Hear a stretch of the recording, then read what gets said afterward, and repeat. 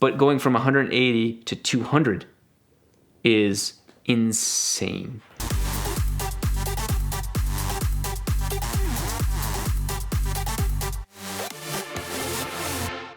I had set my sights on the Lamborghini Diablo ever since I saw it in the 1992 Guinness Book of World Records.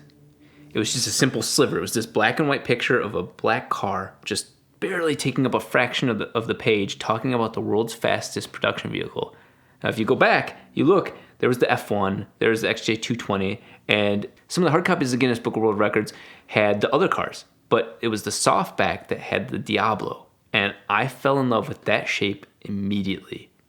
My goal was not only to own one someday as a pinnacle moment of my life, but to also do that speed, the world record speed for a brief period of time myself. If the car was the Guinness Book of World Records fastest vehicle in 91, it wasn't until 94 that I absolutely cemented my love for that car.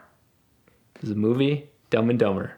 Not only was it the fastest car in my mind, as a kid, that's the fastest, it's the most extreme thing. It was also portrayed in the movie as the most expensive, the most extreme purchase. That whole scene in the movie where Jim Carrey and Jeff Daniels buy a Diablo, knowing that they were buying the most wasteful, the most expensive, extreme things, that further proved to me that it showed that I had done the most. The most superlative thing was to buy a Diablo, because if you had $1 million, that's what they chose to buy it on, something that you couldn't afford otherwise. So them pulling up in Colorado with that red Diablo was just, it's over. It's over. Everybody was, waiting on them hand and foot. They were the star of the moment. They went from being nobody to somebody having a Diablo. My dream with the Diablo was to do 202 miles an hour. That was the point of the car. It wasn't, you'd think when I bought it, I was 27 years old. You think, okay, it's the flashiness. It's the hey, look at me. It's even hey, look at me yellow. There's a less appropriate name, but that's definitely generally appropriate. That is, look at me. It's expensive. It really says, hey, I'm somebody. But the thing I was drawn to that car about was the speed. If you follow my YouTube channel, you're very aware that is a very honest part of me. I'm addicted to going extremely fast in the right circumstances. When you're a little kid, you look at the speedometer, you're like, oh, it does 180. You look at the speedometer and assume that that's the top speed of the car. Well, the Diablo's is 220, whereas the actual top speed of the early Diablos was 202. I think mine's 210, 212. I didn't get that far, because going 200 miles an hour in a Diablo is one of the craziest experiences ever.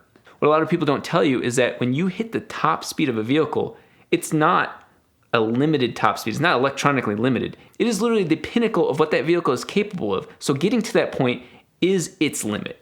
It's not being withheld. There's nothing being held back on a Diablo when you're doing 200 miles an hour. It's just saying, hey, if you just get it just right and that car is screaming at its absolute peak, you might see that speedometer shake to that speed. To be honest, I've done 180 miles an hour in that car many times.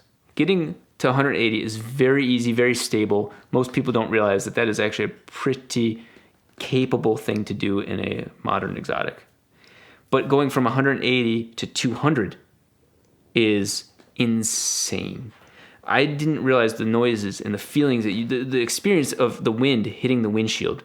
You feel the car buckling down. It handles slightly different, but it's distinct. You can feel a difference in the car. The younger me did it through Detroit at 3 a.m. No passengers, no YouTube. A lot of people asked me to film it. That wasn't what it's about. It had nothing to do with the rest of the world. This was me and the car. On the Diablo, one of the funniest things is that the gas gauge is so wrong. It's full until it's not. And so half is like a quarter. So for me, one of the coolest experiences, as I'm doing 190, you're watching the road and periodically checking your gauges, the gas gauge was shaking down. It was under a tank, but because now it's more sensitive, you could actually watch the gas being used on this vehicle. You hear the wind just sounds like you're about to go back in time. I mean, I'm well over 88 miles an hour. It's funny because you can actually feel yourself bouncing in the weirdest way, because the road is acting differently on the car because the downforce of the car is holding you down, but the road's still giving you feedback. And so you just feel this like weird sort of bounce.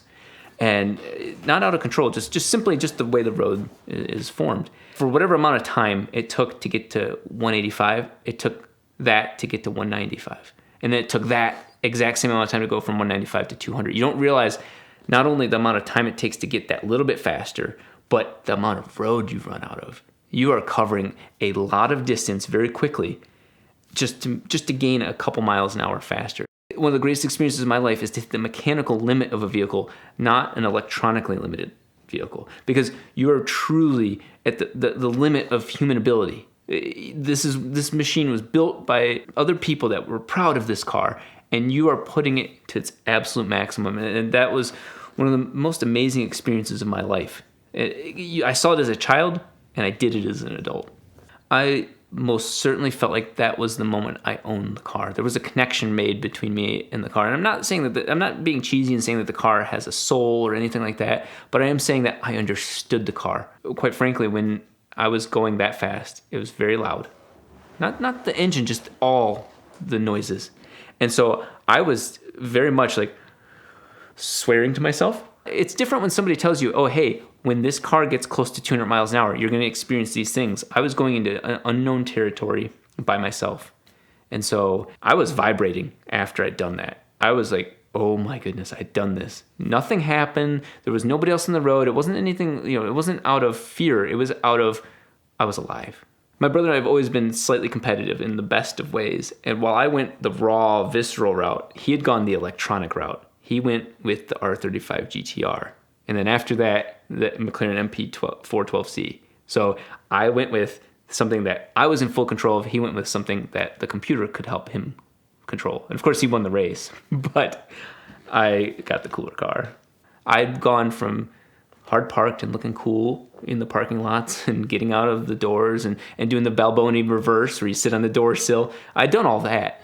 But it wasn't until I had also experienced what the car was known for, its identity, that I felt like we connected. I think one of the most important things about doing the top speed in an exotic vehicle is that is one of the two most common questions you get when you own one. It's, what do you do for a living to afford the car? And what's the fastest you've gone? And so my video on what I do for a living answered the number one question, and then the fact that I'd done 200 miles an hour in the car answered the second. It was something where I could have been very particular and done a GPS-based speed, but the speedometer tells you what it tells you in Italian units. It's imperial miles an hour, but it's Italian miles an hour. I think it ends up being closer to 187 if you end up looking at what it roughly ends up being. And so to me, emotionally, I'd done over 200, but just barely. So of course, as you tell yourself the story, I definitely did 200. But what I did do was definitely hit the limit of the car. And that is mission accomplished. So prior to 200 in the Diablo, I had done 150 in the RX-7s.